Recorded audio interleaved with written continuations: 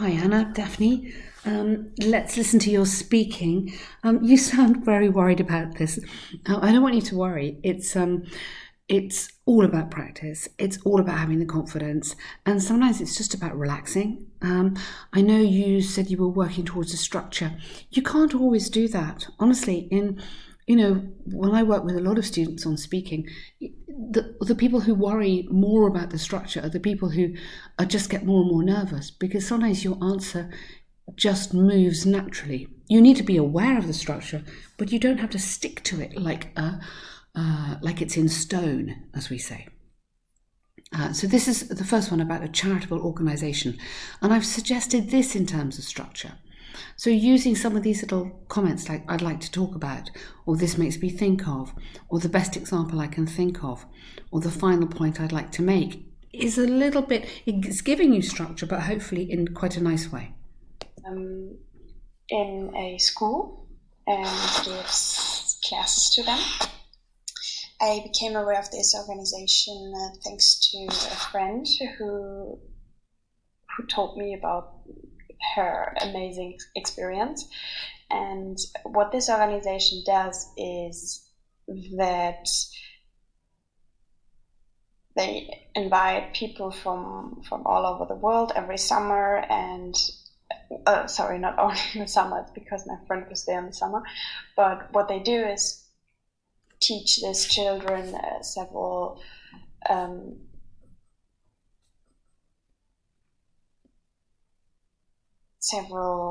topics, and about, no matter if it's maths or a language or writing and different skills. Okay, so your first thing, pronunciation, absolutely beautiful. Wow, you speak so clearly. It's lovely to listen to you. That sounds excellent. When you have your minute to prepare, because it sounds like to me that you don't know what you're going to say next. So when you have your minute to prepare, what do you do? In that minute, you should be writing down the key words. You can't write down sentences, you don't have enough time. But just write down key words which are going to help you get your talk in order. So the structure of this does help you, obviously. So how you became aware of it, your friend. It doesn't matter if it was the summer or the winter. It doesn't matter. You don't need to go backwards and correct yourself on that one. But what it does, you do need to be very clear on that. So you do need to very clearly say they organise guest teachers or teachers from all over the world to come and guide their children or provide exciting activities during the summer. So you need to be really clear on that bit, and then you can relax a little bit more afterwards, maybe. They operate in Africa, and what I most admire about this organization is that it's compulsory to stay for longer than 6 months with this charitable organization. Why do I admire this so much? Because this really shows how much they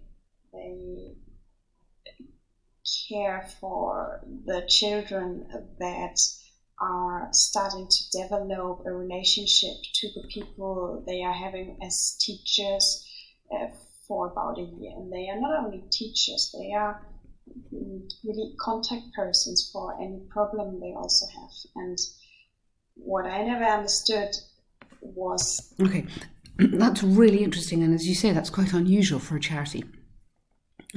When you say where it operates, you say Africa, but that's all. So maybe you could say a little bit more about where in Africa, maybe the countries, or you can say operates in areas where access to school is very difficult for some children. Even if it's not true, it doesn't matter. Excuse me.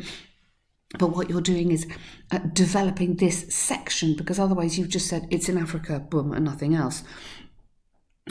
Why you admire it? Yes, because teachers have to stay for a minimum of 6 months, their role develops into mentors, into a kind of parent, into a guide. Show as much vocabulary as you can here.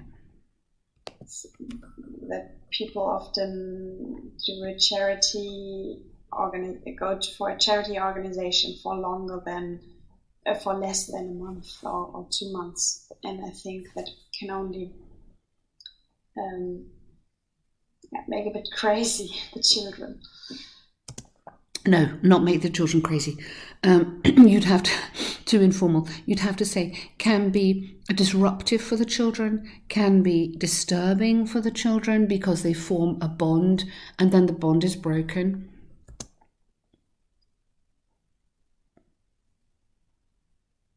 Question number 1.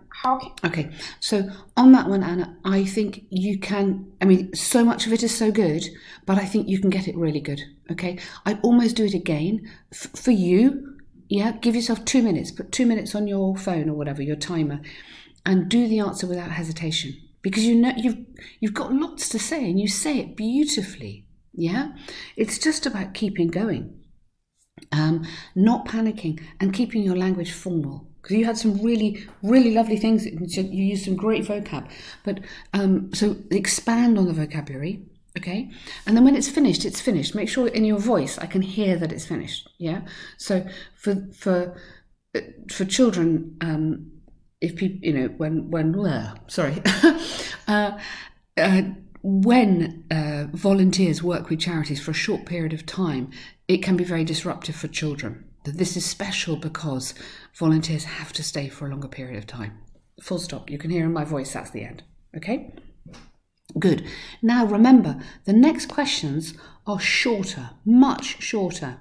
And so your recording is very long. Your recording to me should be 6 minutes. Yeah? Not more than that, because this is more of a question answer. This is not you giving a lecture. So give your opinion here, but in a general and global way. So it's more abstract. It's not I think all the time.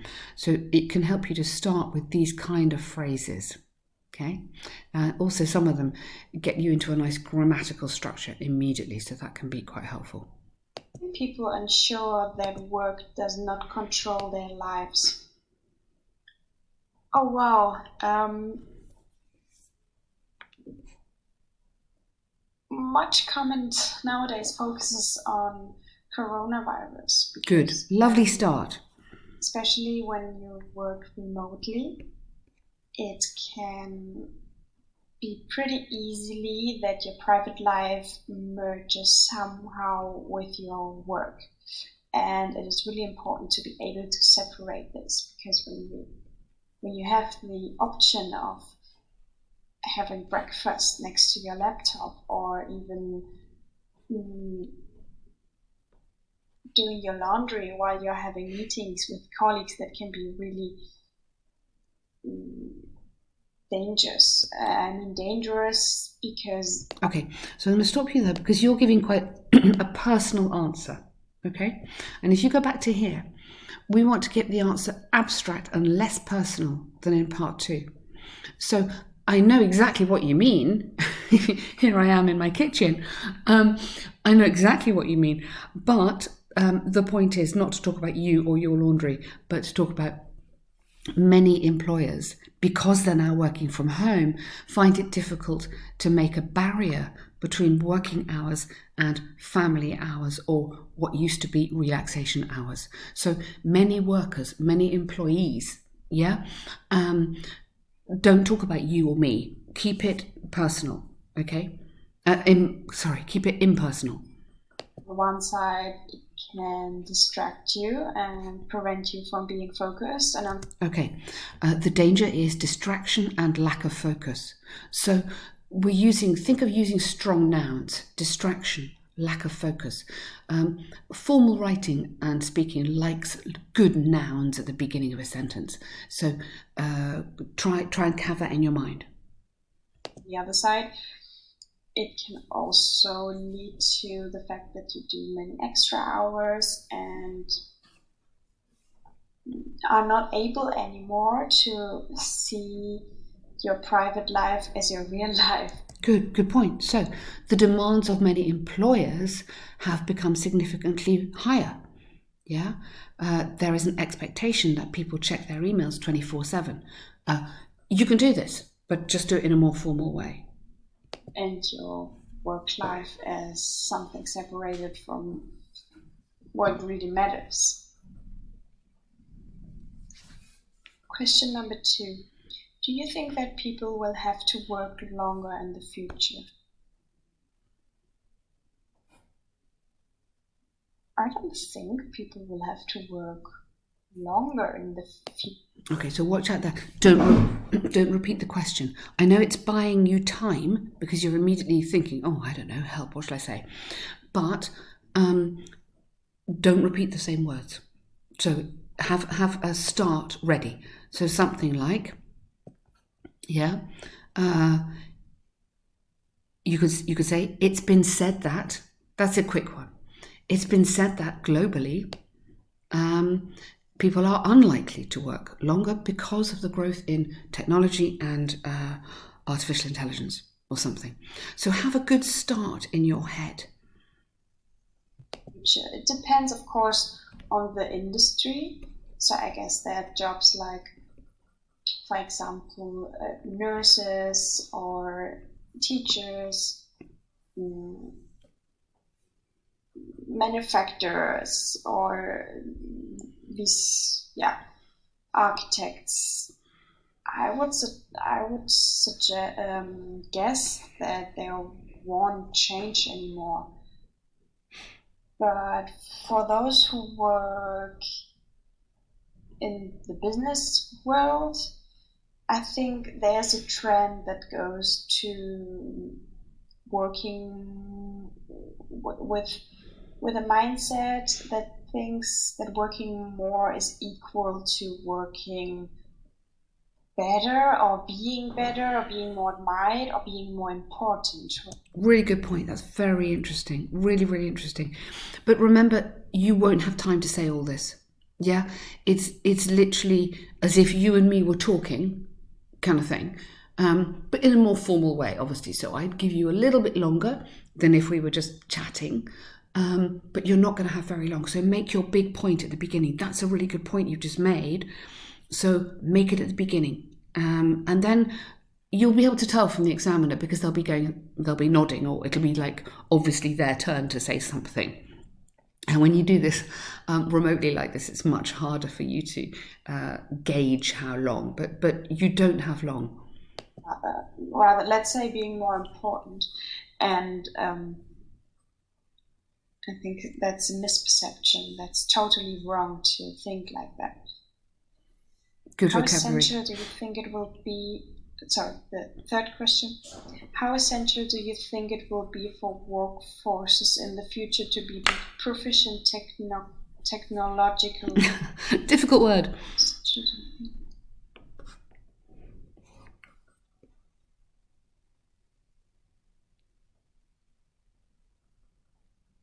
That's a tough question. I have never thought about that, but I guess that is a decisive factor for employers. Okay, I really like how you did that, Anna, because it is a difficult question. So you've just gone, help. Train less. But so pause. That was a bit of a long pause. But just say, gosh, that's a good question. Thinking, help. But don't go, I guess that. So it's obvious that, or it's clear that, or I've heard that. Get yourself into a good start, and then it'll be much, much easier for you. I guess it's too informal. In a way that the employees are able to deal with technology in a good way, because every type of work in which your main tool is a computer will probably develop to more remote work in the future, because every commentator or Good.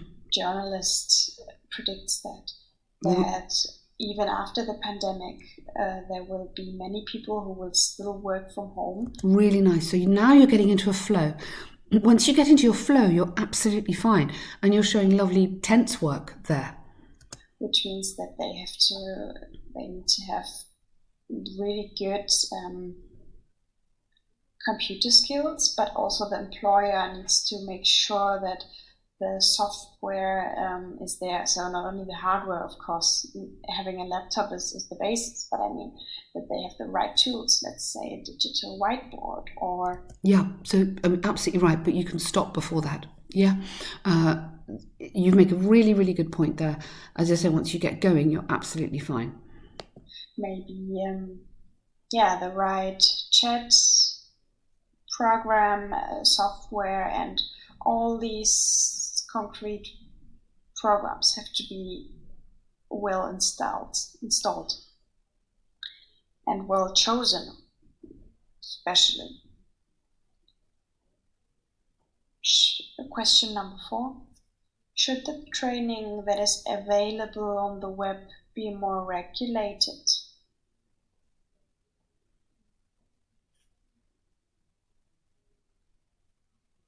So you're giving yourself a lot of thinking time there. You're going to have to push yourself on going a bit faster, because what it looks like is that you're hesitating too much.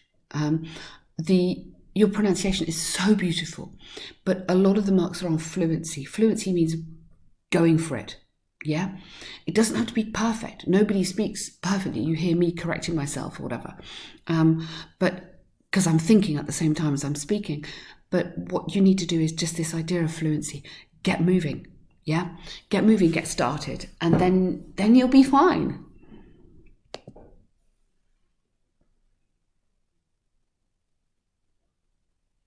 That's a good question.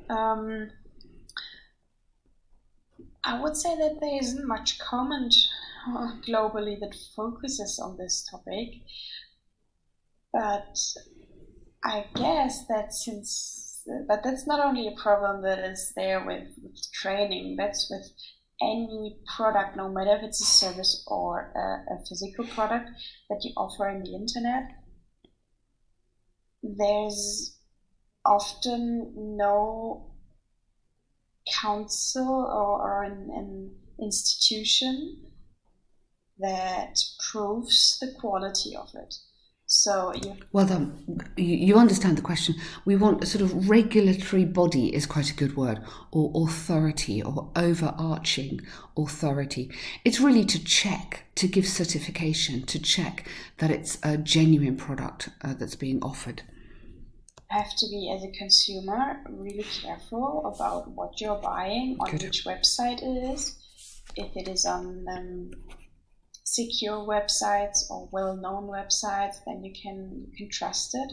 So the same rules for trainings, that if you can see that there are good